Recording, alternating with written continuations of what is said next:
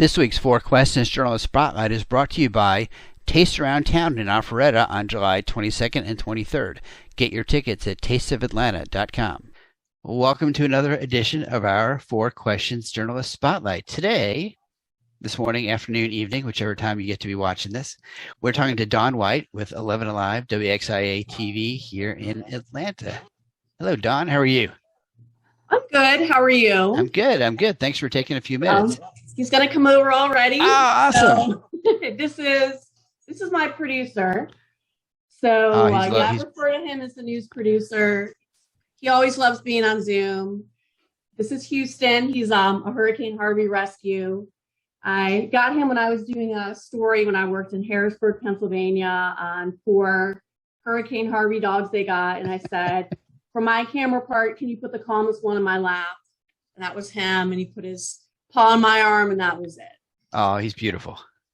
Thank you. And you love a dog who will sit on TV. So if I say Houston, is he gonna? Will he look at me? Will he look this way? Houston. No, he'll look at me. No. That's all right. That's all right. He has a date tomorrow, so he's a little excited. Yeah, that's great. Well, tell me first. Give me a little background. I know you've been at Channel 11 since last fall? Is that correct? Since November of last year. I came here from Jacksonville, the Tegna affiliate there. Okay. And you also were in Pennsylvania and Maryland before that, is that correct?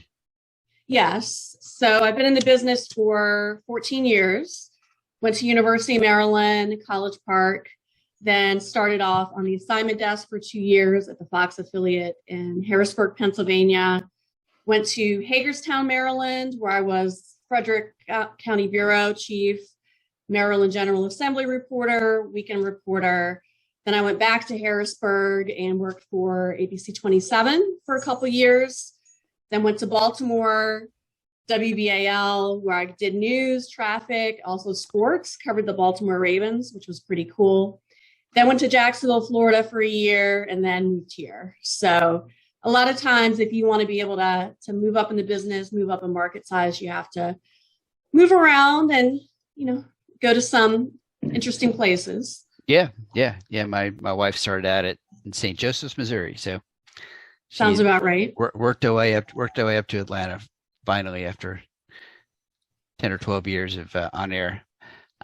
So tell me about what your focus is now at Channel 11, kind of which days you work and times of day. That can change. As of right now, I'm off Monday, Tuesday, which I don't mind. Those are really good days to be off because if you want to go out shopping or do something, there's usually not crowds. Monday is my hibernation day, so I just let myself sleep in until I wake up, get things done. And then Tuesday is the fun day, go run errands. Wednesday and Thursday, I work dayside. So in theory, 9:30 a.m. to 6 p.m. And then Friday, Saturday, Sunday, I work night side, which is 3 p.m. to 11:30 p.m. Okay. I was hired as a multi-skilled journalist, which basically means that you shoot and edit your own stories. So get a pretty good workout in. Actually don't mind shooting and editing. I like trying to get creative with my shooting and then how I sequence shots together. And I would say probably 90% of the time I'm shooting and editing my stories. I saw that your colleague, Pal Asuro, was doing something. She and I were shooting a story a couple weeks ago, and I saw that multi-skilled journalist title on her card. I guess is that kind of the newer? Is that a newer term? Because I used to see MMJ or multimedia journalist as the title for a lot of folks. They're kind of interchangeable. Yeah. So MMJ at my other stations, that's what they would call us, multimedia journalist. Yeah.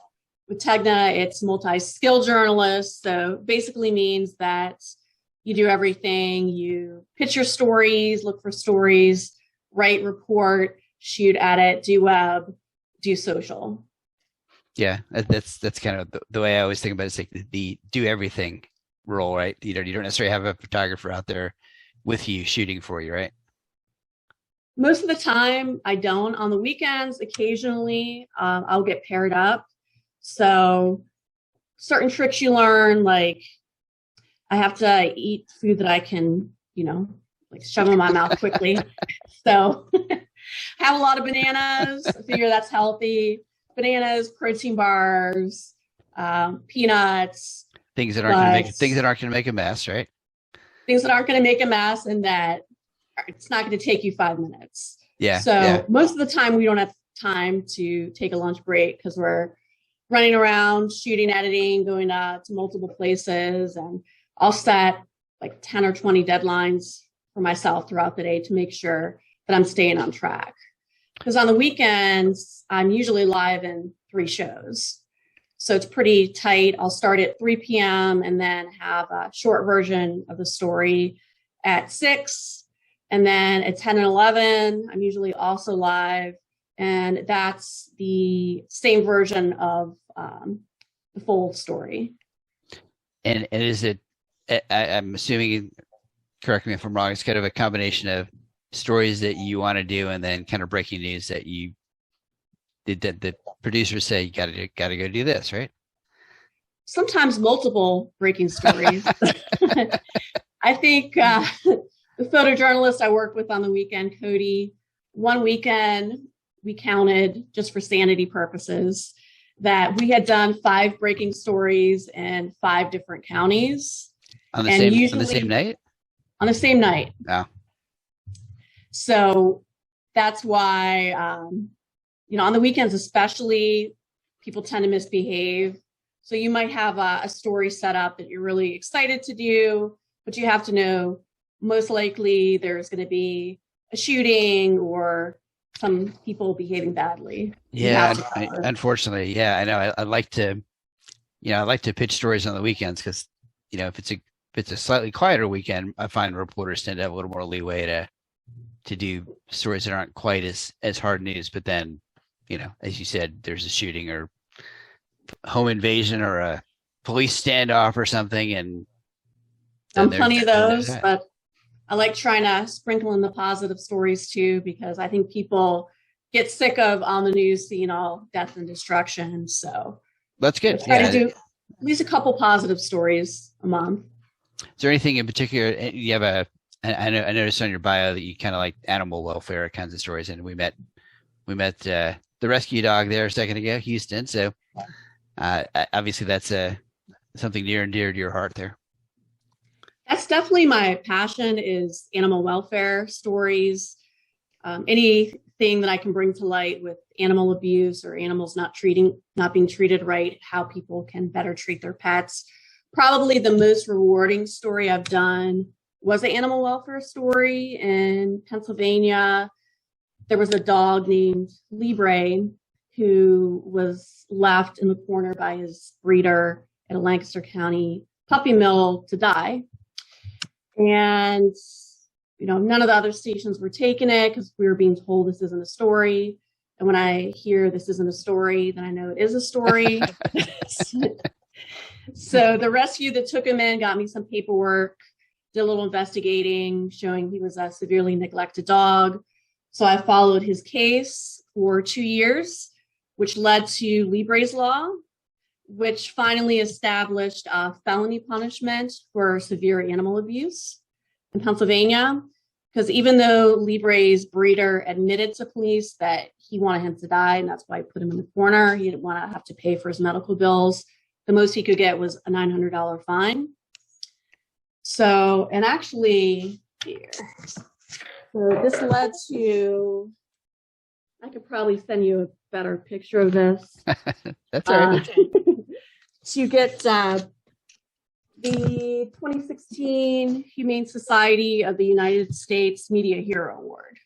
And that's more rewarding than any Emmy nomination or Murrow, knowing that I was a small part of helping to bring, punishment to people who abuse animals in the state. That's good. I know sometimes, like as you were saying, sometimes you're doing all the crime of the day stuff, which doesn't always have, kind of long lasting impact. So I know how meaningful it can be to be working on a story that has that kind of impact. That's great to hear that you were able to do that. Are there other stories that you've kind of got in the back of your head, you're thinking, I'd love to be able to do more of this if I had the time and people weren't shooting each other and doing stupid things. Exactly. Actually, there's something the producer's trying to come over again, but I'll keep him down. That's all right. Always up for a cameo. He's been asking for an agent, but there's something that I'm working on at the station that will hopefully launch soon. A weekly segment called Positive Vibes, where it's a local positive story in the community that would be aired on TV, but then also a longer version on our YouTube page. Because one thing that I hear from people is, I don't watch the news because it's depressing. So I was thinking, why don't we just once a week have this Positive Vibes segment on a Friday to end the week, and it can give people something positive to look for. No, that's great. Well, you let me know when that officially launches, and we'll kind of do a little turn my volume up. We'll do a little update. Let people know about that. Yeah. Yeah, definitely. Let's see. So this is always the hardest question for people. Well, sometimes it is. So what's something kind of cool or fun about you that folks might not know about? And I did find a couple of things on your bio page, but I'm going to let you answer. And it could be a hobby or something fun that you do that people might think that's cool and different. A couple different things. So I also work. I don't do it as much anymore, but I also work as an in-home personal trainer. So I've been doing that for 14 years also. I've had a whole range of clients from teenagers to 93-year-olds. My clients have given me a nickname.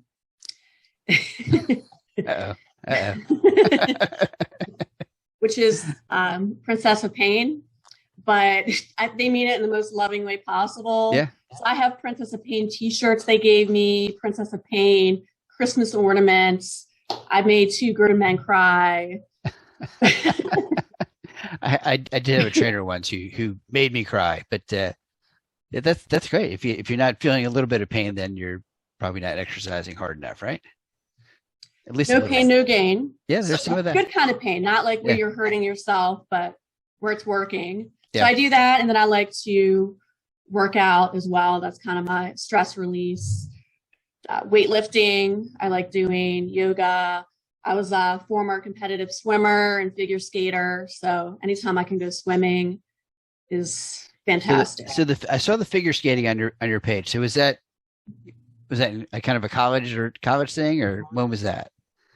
That was when I was a child, so preteen, teenager.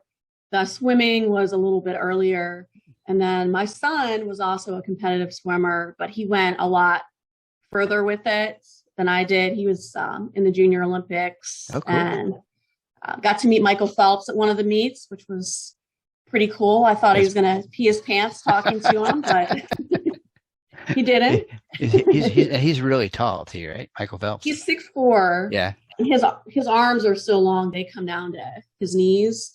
And his abs, it looks like someone put golf balls underneath them. They're so tight. He has an 8-pack. I would say. Yeah, well, that's why he is Michael Phelps, right? Yeah, exactly. Yeah, or was. Yeah, still is Michael Phelps, right? Yeah, but, he is. Probably not the 8-pack anymore, but yeah. That takes. It's all good. I've heard that takes a lot to maintain. To keep the 8-pack. He actually was upset he couldn't get over 200 pounds, so he ate 10,000 calories a day and still couldn't get it over 200 pounds. So for his breakfast, he posted a picture once where it was like a whole pack of bacon, 10 eggs. Wow. Toast stacked up. I think I could eat that much. All right. So hungry. Yeah, I know it. Yeah. All right. So lightning round here. So tell me the last book you've read or the last podcast you've listened to. Don't listen to a lot of podcasts. So the last book I read it's called Transformed which is a true life story about a Nigerian man who moved to America and his life wasn't on track. He was a womanizer, partying, having fun, and then went into the Navy SEALs and got his act together and was one of the first African Americans to work for a high up government agency. Okay. With my schedule, if I can get one chapter in a week, that's good. But it is nice having some downtime to read books. I know. I don't have nearly as much time. Okay. Favorite local restaurant? This isn't going to sound very exciting, but since I try to eat healthy, I like to go to Chipotle. I like their bowls. Yeah. And it's that way, yeah, I feel like I try to, stay away from a lot of fried food or fats. But if you go to Chipotle, you feel like you're eating healthy. And you can kind of pick what you're putting in the bowl at least, right? Yeah, you can control it. All right. Favorite guilty pleasure? When you cheat on Chipotle, where do you go? I definitely have a cheese fetish. I don't know if in a past life I was a dairy farmer or what, because I could eat a whole block of sharp cheddar cheese in one sitting if I let myself. So in the refrigerator now, I have a couple bags of cheese sticks. And that's one thing that I know it's not great for you. I try to do the fat-free cheese. Yeah, but that's not a bad little snack, though. Cheese. I guess for a guilty pleasure, it's not horrible. So cheese would be it. Yeah. Okay. All right. Favorite local getaway? Where do you like to get away and kind of zen a little bit? I don't know if this is zen, but being an animal lover, and then my dog Houston likes playing with other dogs, to Fetch Park downtown. Right. So he can go there, run around, make some friends, get his zoomies out, get his energy out. And they also have adult beverages there. So yeah, he's a big dog. You can relax a little bit too. he needs his running around, I'm sure. Oh yeah, he's a lab shepherd mix, so he has a lot of energy. He's got to run, otherwise he's going to tear your house apart, right? Okay. Not anymore. He used to. Yeah. When he was a puppy, he ate 2 windowsills, but he ate the wood. But he's moved past that, so he's pretty good now. My son has a husky, or his girlfriend has a husky, and when she was a puppy, she was just all over. I mean, she was like flying. She had so much energy. Okay, favorite non-work hobby? You probably know the answer to this. Going to the gym. Okay. I'm a member of Anytime Fitness, because with working weird hours, I need to be able to go whenever, which sometimes is at midnight. And when I go there, I'll just lift really heavy for like 2 hours until, I'm all wobbly when I'm walking out. Yeah, I do the workout anytime up the street for me. I love it. Just that flexibility, and it's not that big. It's not like a big gym where there's. If you go in off hours, then there's not a lot of people there. Yeah. I also like yoga, which is really good for balance and flexibility and finding your zen. Yep. I want to try hot yoga. I've heard that's pretty intense. I've heard that's good. There used to be a place over here, kind of in the Oak Grove area, that was pretty popular. I'm not sure if it's still there anymore, but some of the neighbors really sweared by it. They really enjoyed it.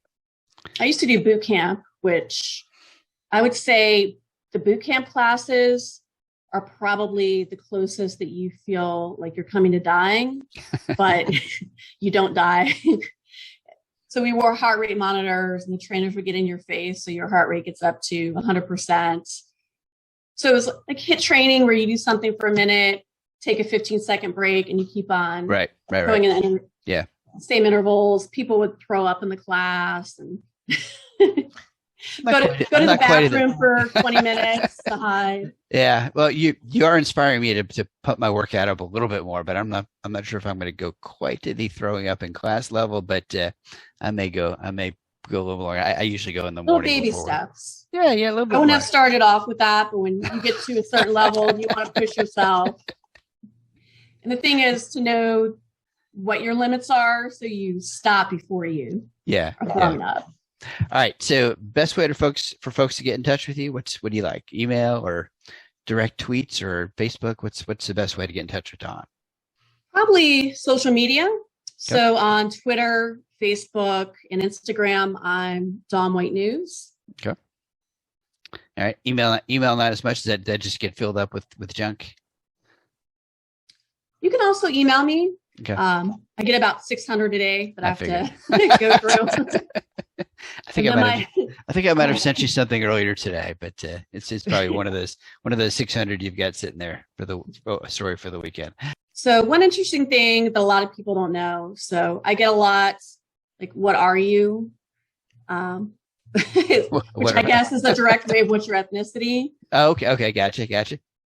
So I have every race in me except Pacific Islander, but my dad is almost a full-blooded Native American. So my great uncle did the family tree going back, and there were 17 Native Americans, mainly Cherokee, also some Mattaponi and Chippewa.